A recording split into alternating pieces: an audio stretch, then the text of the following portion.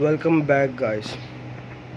अगर आपके Oppo A54 की डिस्प्ले स्क्रीन टूट गई है, इस पर लकीरें आ गई हैं या वो बिल्कुल स्याह हो गई है, इस वीडियो में मैं आपको Oppo A54 की डिस्प्ले स्क्रीन तब्दील करने का तरीका दिखाऊंगा। हम टूटी हुई स्क्रीन को एहतियात से हटाएंगे, बिल्कुल नई डिस्प्ले स्क्रीन लगाएंगे, तमाम चीज़ों को टेस्ट करेंगे और फ़ोन को दोबारा जोड़ देंगे। तो आइए शुरू करते हैं।